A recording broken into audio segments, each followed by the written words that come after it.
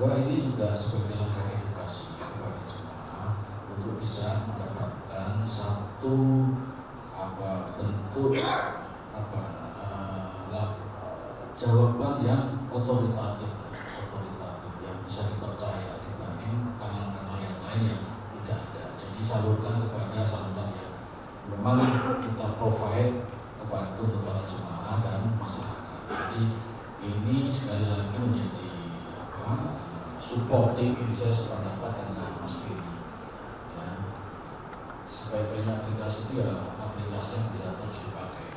Ya, enggak kemudian diperkenalkan setelah itu down. Ya.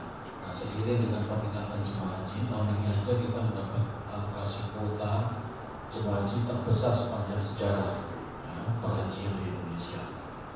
Katakanlah semua jemaah itu 241.000 download, kemudian menggunakan aplikasi ini, maka PHU akan tidak tinggal diam, pasti tetap bekerja keras agar aplikasi ini bisa berjalan dengan baik.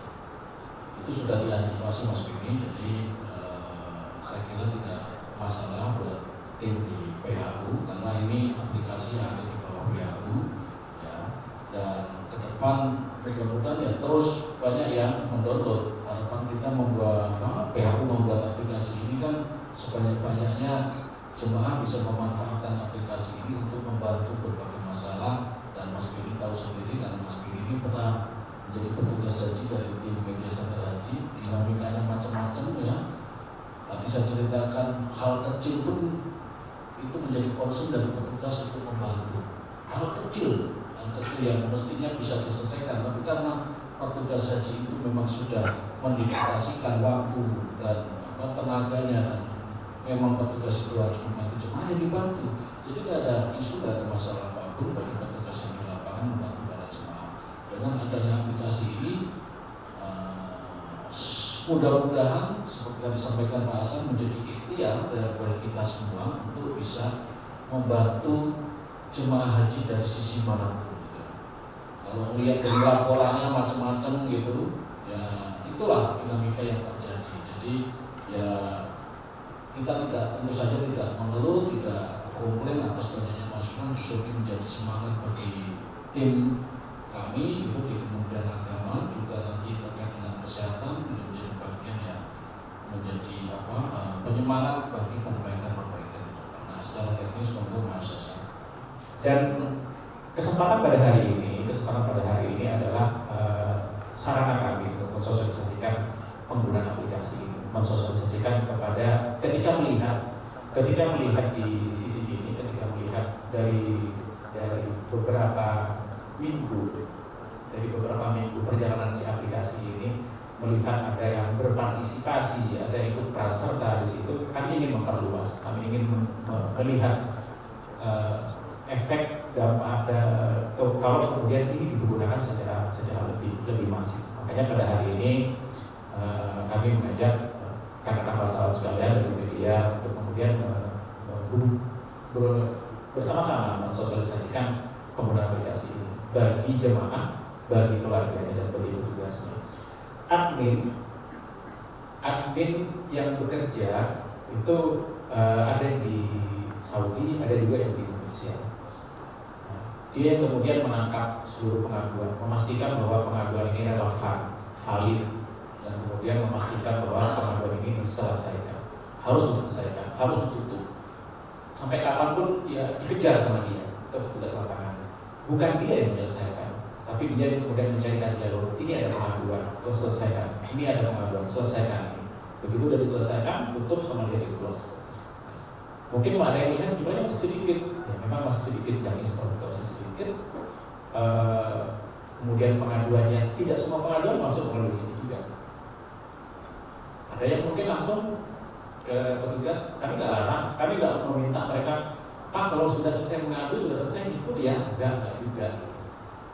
Ini kanal tambahan bagi orang yang kemudian lebih suka melakukan pengaduannya tidak melalui tatap muka, tapi melalui langsung di komunitas. Dan kelebihannya apa? Kelebihannya adalah cepat, kami mudah tahu, dan kemudian ya tercatat dan kelihatan progresnya gitu.